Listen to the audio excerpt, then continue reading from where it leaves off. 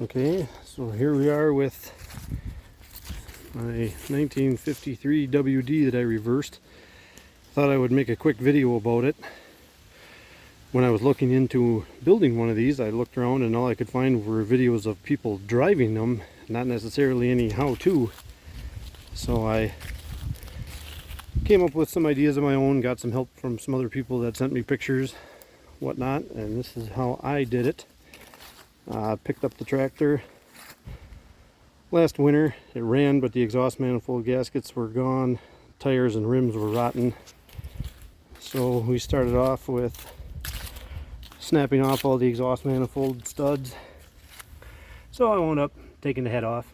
Might as well put a new head gasket in it and check out the cylinders. They're well worn, but they'll go for a while. So my Agco dealer actually sold me exhaust manifold gaskets from a Fordson tractor. He said they are thicker and more durable.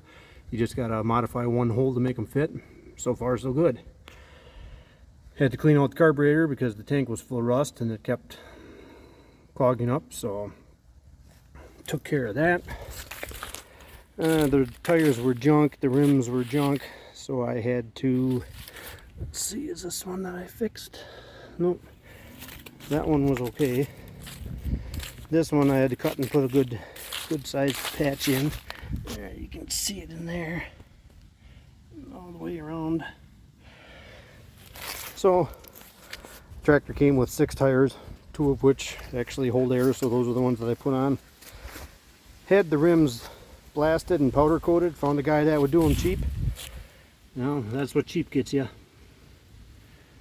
Rusty already.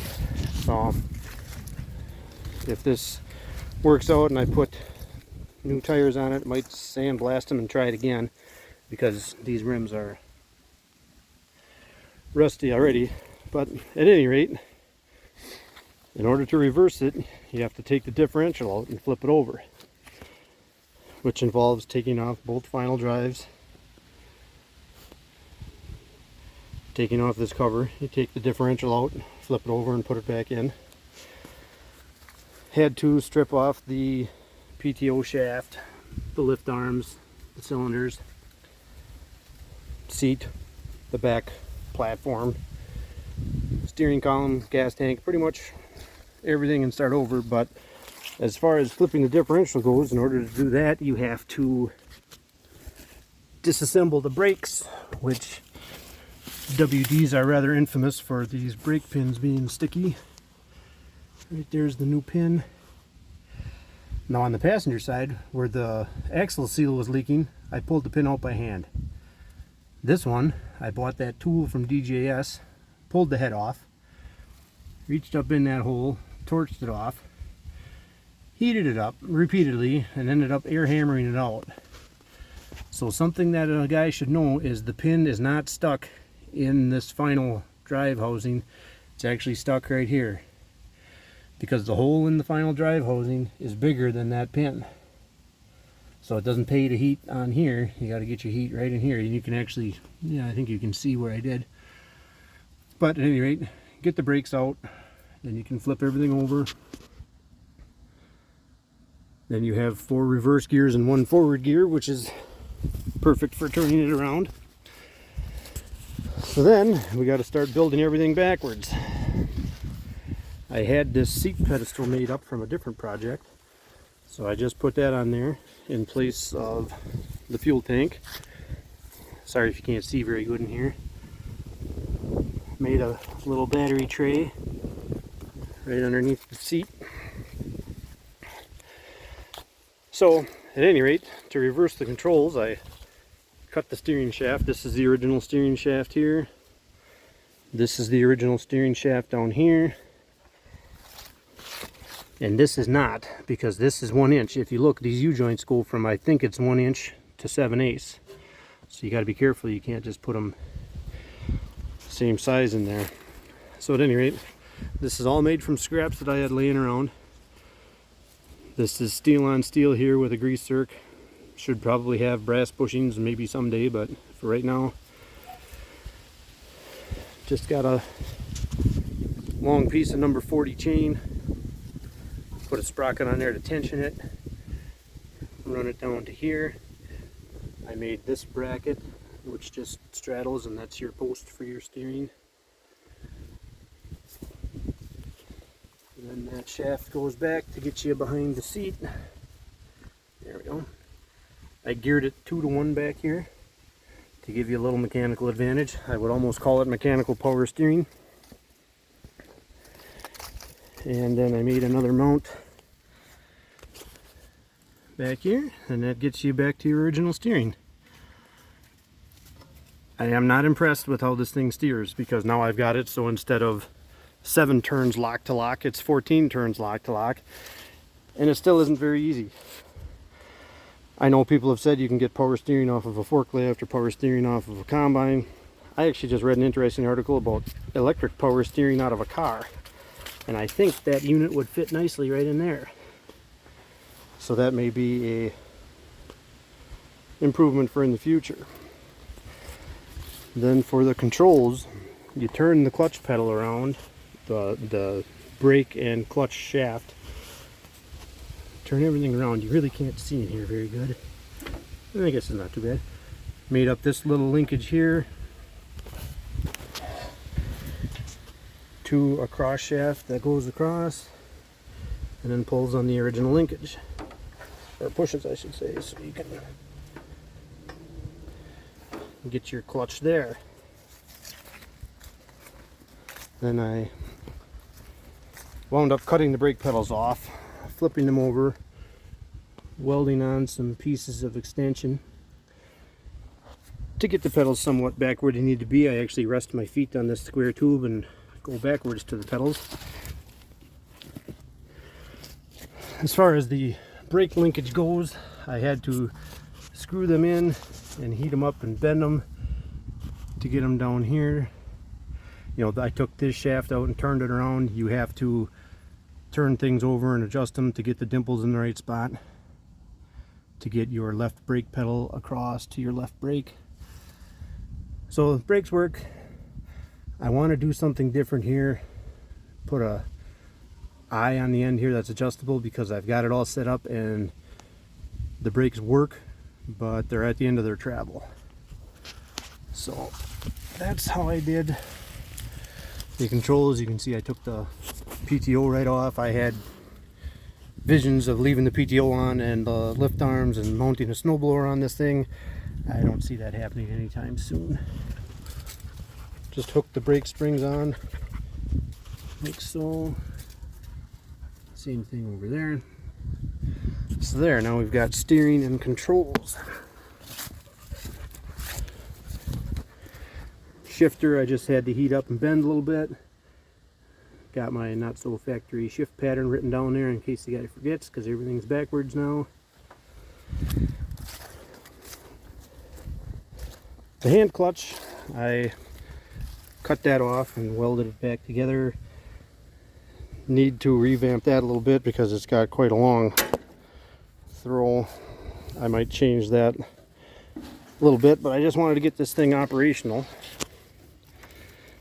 So still got a hand clutch. As far as the throttle and the hydraulics go, if you look, this is kind of the same as the quadrant was on the old one.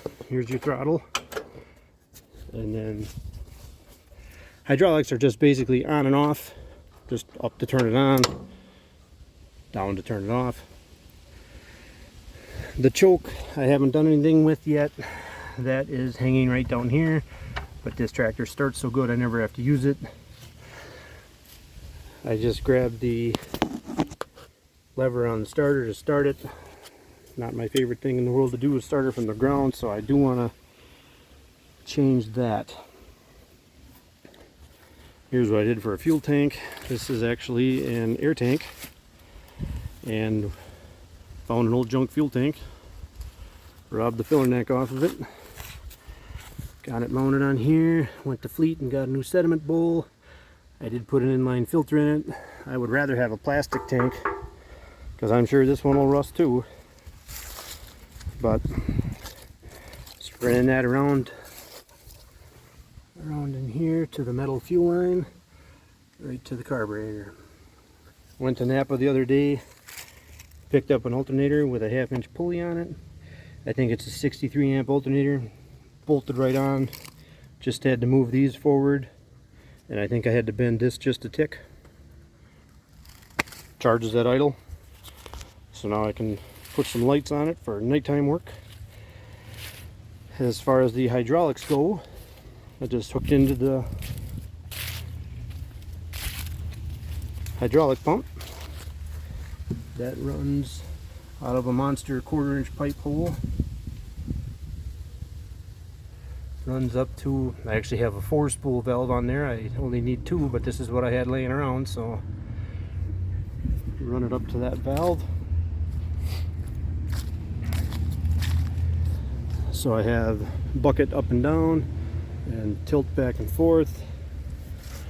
Got a return hose here that comes around to a filter, and then from the filter goes right down to the bottom of the sump. I would rather not have it go in the bottom of the sump because all I think about is it's stirring all the 40 years of crap up every time I'm running it, but that's how my other one is. It seems to work good. Got 2 hoses going to the loader arms. Got hoses coming down the loader arms to my tilt cylinders that I added. This was a trip bucket, so I had to weld on some angle iron and some big brackets. Went and got these 2 cylinders from Fleet Farm. Put them on there. So that's pretty much how I did it. Still got the drawbar on there. It's actually really nice. I can just lift the loader up, and then you can drive right up to the trailer and hook up to it. Really, the only thing that I have left to do to make it functional is I should come up with some kind of parking brake, because every time you stop and you want it to stay, it rolls away. Luckily, being a narrow front, I can just cut the wheels and it stays. Put a nice hitch on the other end, because ideally I plan on using this in the woods, hauling out logs, so I'll hook a wagon on back there. Gotta have a toolbox. Found that laying around, so I bolted that on there. Put a little elbow on there to direct the exhaust away, otherwise you'll go deaf. So that's how I did it. I'm sure there's lots of different ways, probably some better ideas, but I thought I would make this video in case it either inspires someone or scares them off. So this tractor I've pulled out of the weeds, put a head gasket in it, cleaned the carburetor on it. It's the best starting tractor I have, I think. I just turn the switch on, make sure it's in neutral, turn the gas on, reach in here.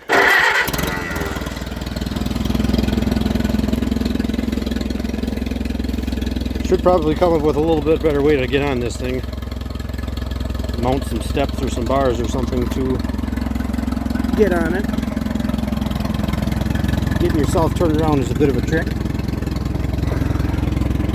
but then all you do is turn the hydraulics on and you're sitting right in the loader. It's just like driving a Bobcat. You can see everything, which is one of the big pluses of this design.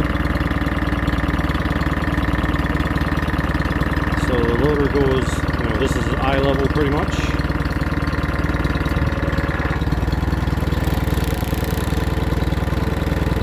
The hydraulics are a little slow, but better than nothing.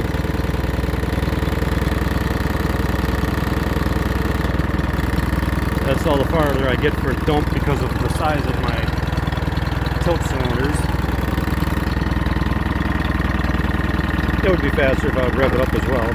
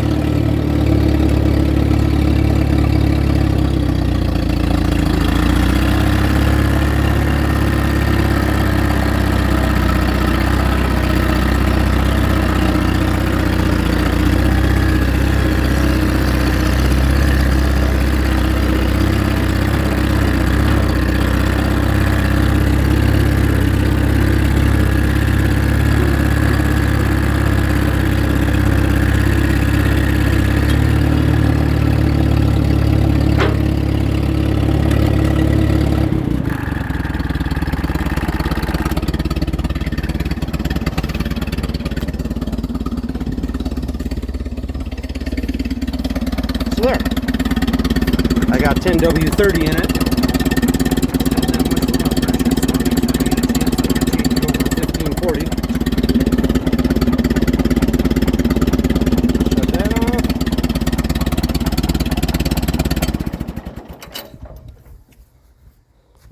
So there you have it.